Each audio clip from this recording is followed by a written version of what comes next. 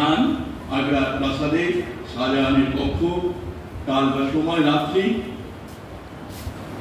আবার কি দুঃসংবাদ কন্যা, আর কি বাকি আছে? যারা আবার পরাজিত হয়ে মাখনের দিকে পালিয়েছে, সুজা বলল আরাকান রাজার গৃহে সপরিবারে ভিক্ষু, মুরাদ গোয়ালিয়ার দুর্গে বন্দী। আর কি দুঃসংবাদ দিতে পারো? এ আমারই দুর্ভাগ্য যে আমি আপনার নিকট রোজ দুঃসংবাদের বস্তা বহে আনি, কিন্তু কি করবো বাবা, দুর্ভাগ্য একা আসে না। বাবা, ভাই তারা ধরা পড়েছে। জীবন খা তাকে ধরিয়ে দিয়েছে। জীবন খা কি বলছিস? হ্যাঁ বাবা,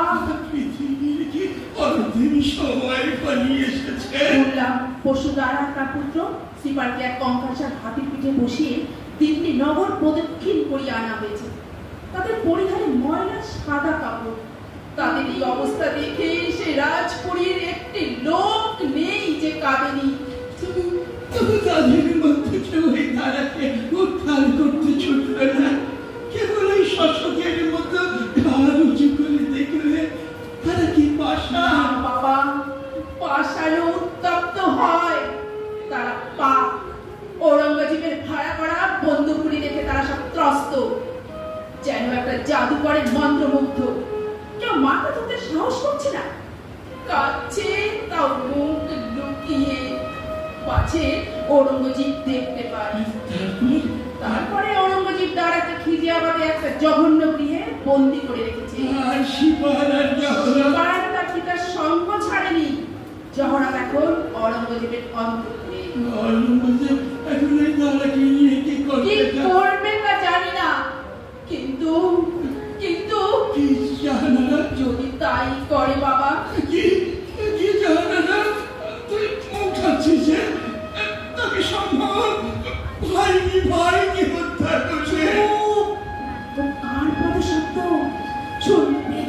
বাবা, আপনি কি করলেন? ও কথা উচ্চারণ করলেন, আর রক্ষা নাই।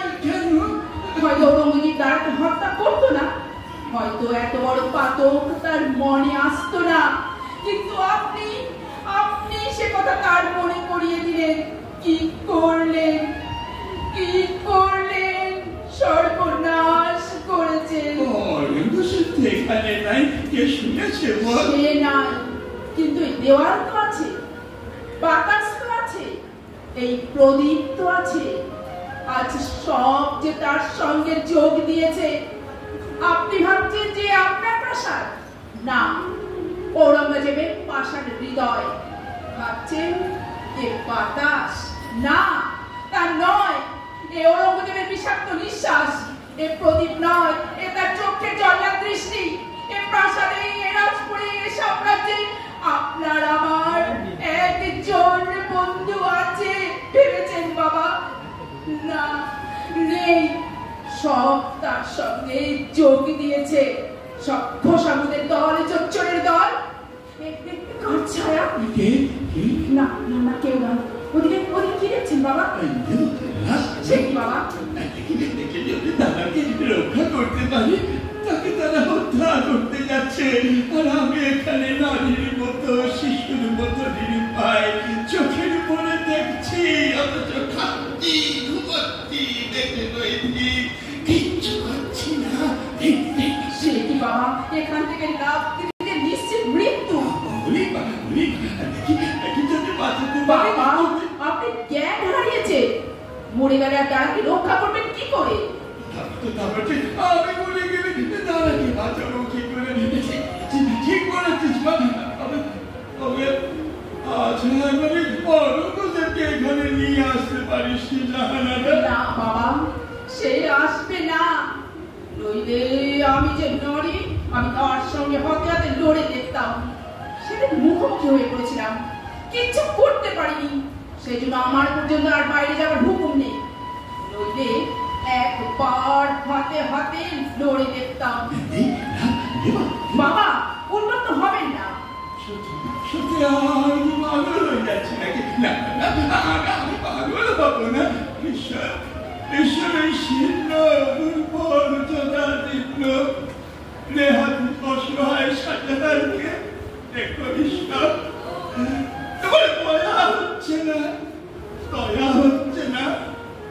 পুত্র পিতাকে বন্দি করে রেখেছে, যে পুত্র তার ভয়ে একদিন কাঁপত, এতখানি অভিযান, এতখানি অত্যাচার, এতখানি অস্বাভাবিক ব্যাপার তোমার নিয়মে সইছে না। বলো, তোমার নিয়মে সইতে পারছে? আমি এমন কি পাপ করেছিলাম খোদা, যে আমার নিজের পুত্র একবার যদি এখন তাকে মুখোমুখি পাই, তাহলে মমতাজ বড় ভাগ্যবতী তুমি, যে মর্মান্তর দৃশ্য সবাই দেখতে পাচ্ছে না। পরিপূর্ণ তুমি কি বলে গিয়েছ জানো না বাবা? তোকে আশীর্বাদ কি করি, বাবা? যেন তোর পুত্র না হয়